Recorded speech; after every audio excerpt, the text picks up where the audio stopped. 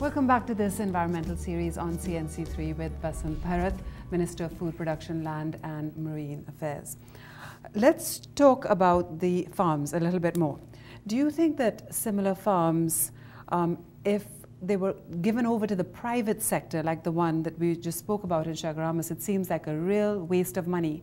Do you think that you should just ask the private sector to run it? Well, in fact, that's what we have done.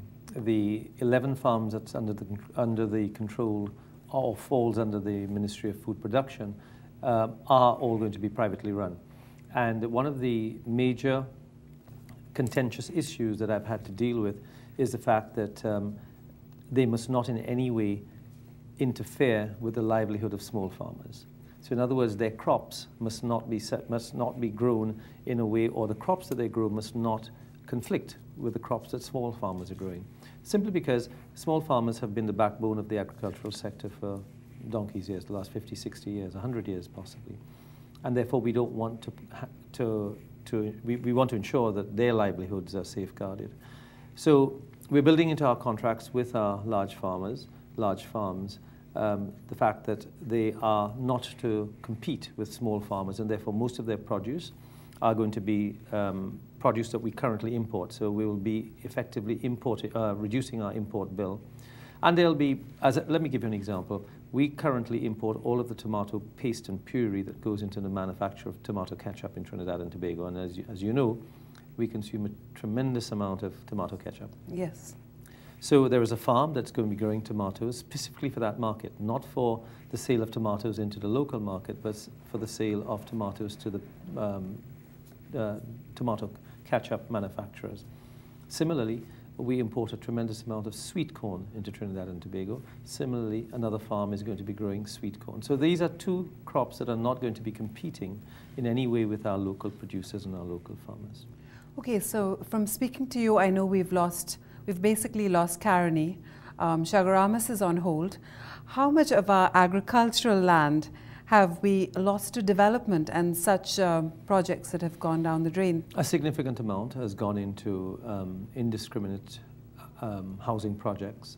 A significant amount of it has gone into commercial projects, building projects, where because of lax controls by certain authorities within government, town and country and so on, there's been no enforcement.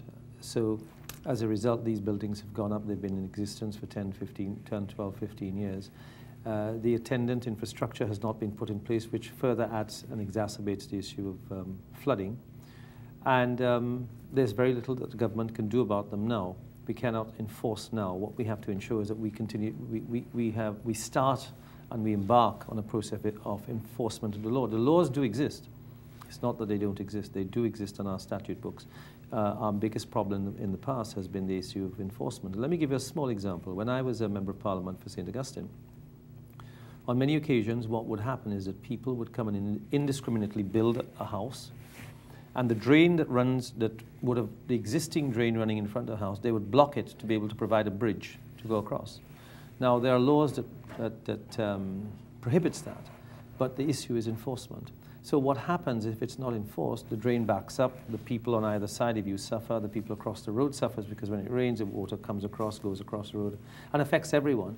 But unfortunately, the regional authority would not take the necessary action, and therefore everybody suffers as a result. But so now, the issue is enforcement. But now that you're the minister, you can make sure that it's all enforced. Well, we can try to ensure that proper practice is observed, yes. Yes. And that enforcement takes place. Yes.